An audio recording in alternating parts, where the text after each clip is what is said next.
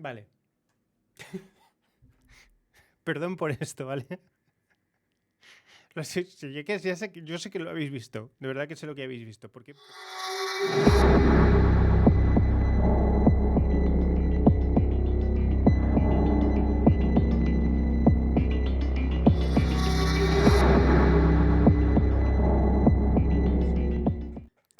A ver, esto es un trend donde cierta no sé, gente le dio por decir que no tenía mucho sentido que no hubiera inclusión en los videojuegos de gente en silla de ruedas. Y que gente en silla de ruedas, pues, ¿por qué no iba a estar no puede haber un, no que sé, si es un juego de fantasía? Porque no puede haber gente en silla de ruedas.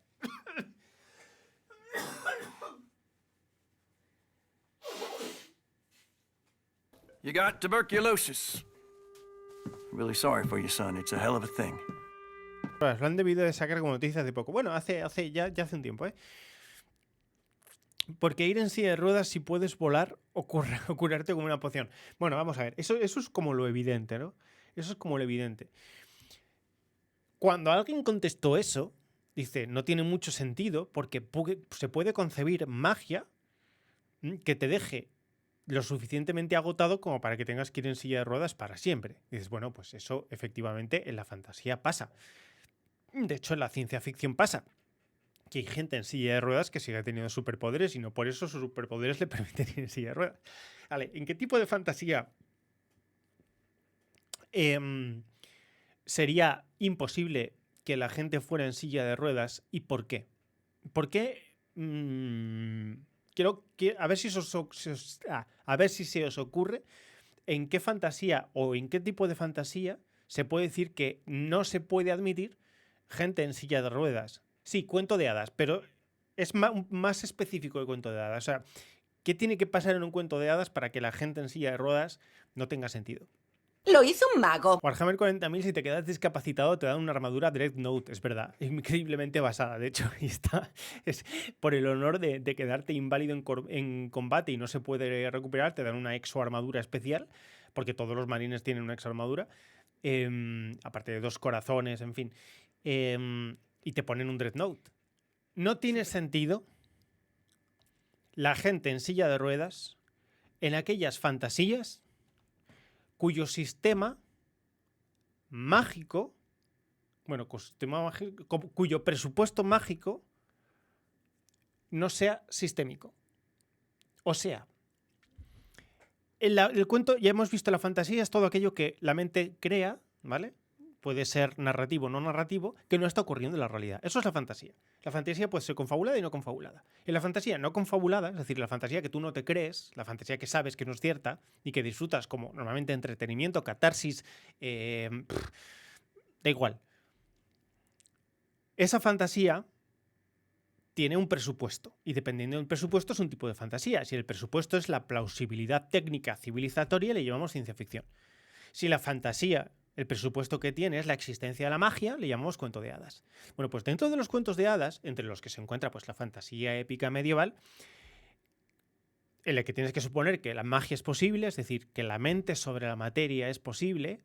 Mente sobre la materia es posible, eso es lo que significa la magia.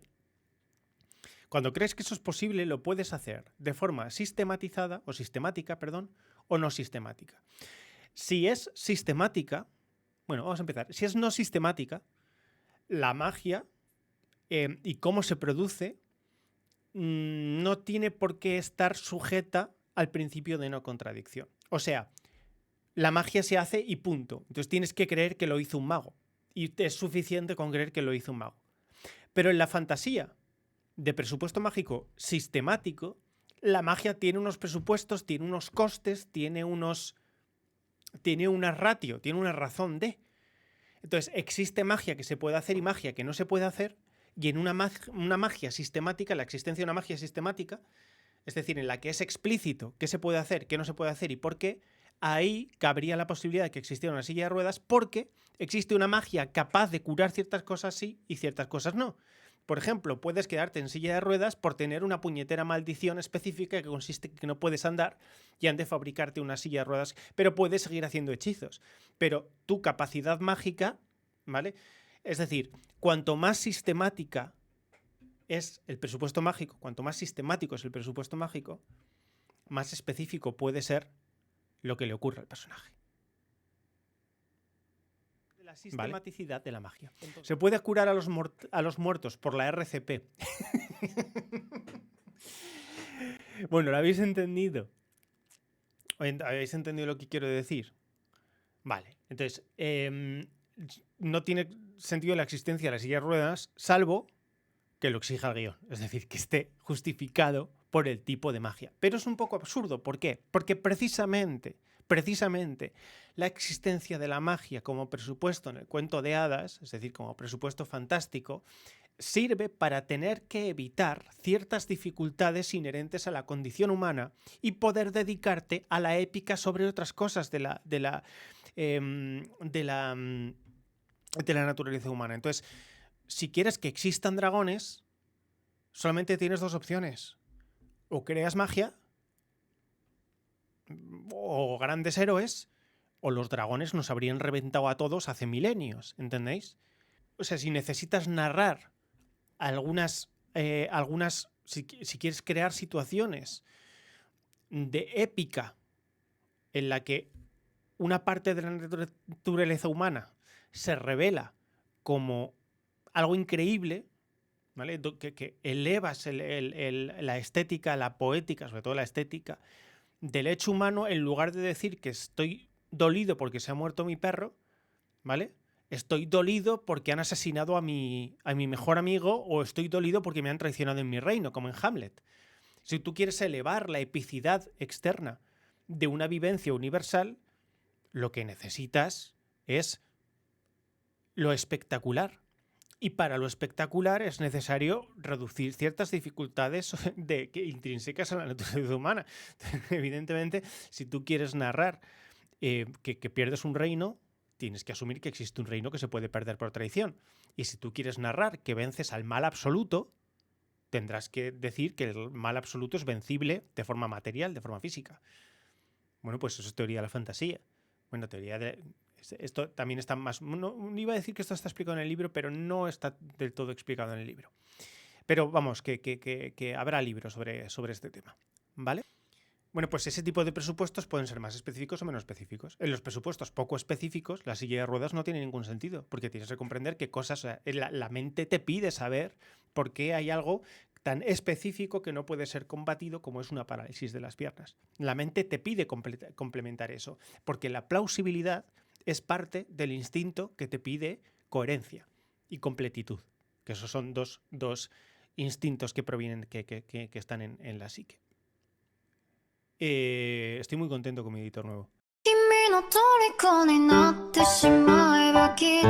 Aquí, que sepamos, somos dos que tenemos dolor crónico y que ninguno nos quejamos de que no haya personajes, que haya momentos en los que no se puedan casi mover. Podríamos decir que el que ha creado esa polémica no está en silla de ruedas. Casi siempre en estas cosas, no. Probablemente no. O sea, el que crea la polémica no está en silla de ruedas. Probablemente no, efectivamente. Pero se cree que va a ser mejor persona si piensa en la gente que está sufriendo. Y como veis, este tipo de sufrimientos específicos siempre son tremendamente estéticos, o sea, tremendamente llamativos. Gente que no parece que le alcance para comprender sufrimientos que no sean estereotípicos. Como, por ejemplo, gente que está en silla de ruedas, gente que está enferma, gente que está en una cama sufriendo. Para este tipo de mentalidad hiper simple, la gente que está en las últimas, vieja, decrépita, enferma y muriendo, siempre va a querer acabar con su sufrimiento a toda costa, incluso de la propia vida. Y eso no es así. Eso no es así. Es una de las partes humanas, que además son más animales, que es la voluntad de seguir viviendo a pesar del dolor. ¿Puede ser tan grande la conexión entre la mente y el cuerpo en estos casos de dismorfia o dismorfofobia realmente? Vamos a decir dismorfia porque a la gente no le gusta que yo diga dismorfofobia. Me refiero a que puedo pensar que mi brazo se mueve raro, pero realmente solo por el hecho de pensar así ya se va a mover raro. Sí, se llama conducta confabulatoria, Dark Pipe. Supongo que hay casos donde una persona tiene ese pensamiento de que tiene un movimiento raro, pero al final solo está en su mente y en la realidad no pasa eso que cree. Pero a otras personas les pasa que si tienen el pensamiento y también utilizan el movimiento, una prueba sería a otras personas les dice. Es muy interesante la pregunta. La voy a contestar. Vamos a ver.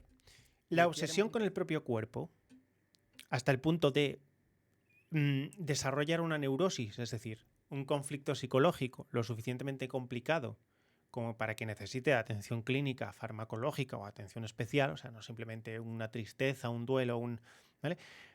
La aversión neurótica por el propio cuerpo puede provenir de procesos inconscientes y procesos conscientes, que son más conscientes. No existe el inconsciente y el consciente como dos compartimentos estancos, sino que hay un continuo.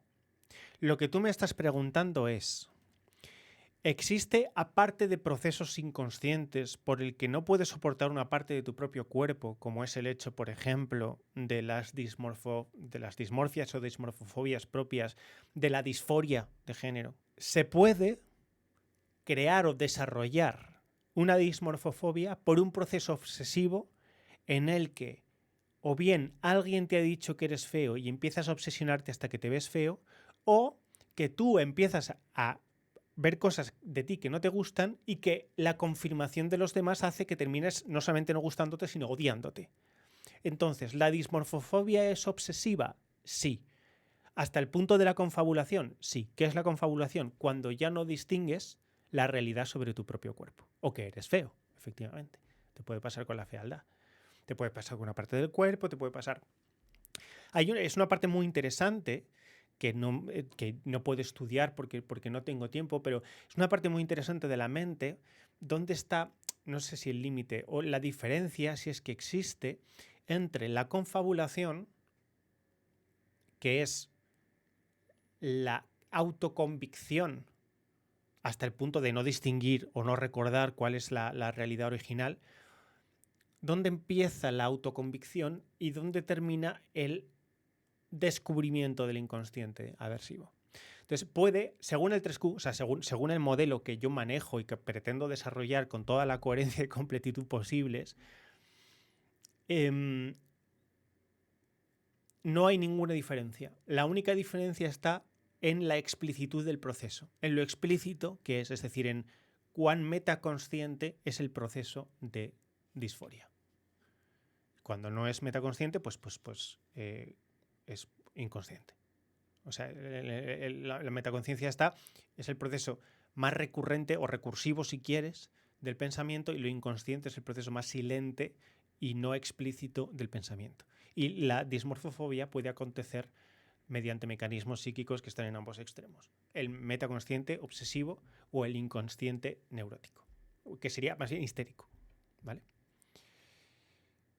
Llamamos histérico, por cierto, por hacer el apunte, a aquella mecánica psicológica en la que el síntoma, es decir, lo que se revela al exterior, el síntoma, la manifestación externa, consciente o física de la enfermedad, no tiene nada que ver con su origen.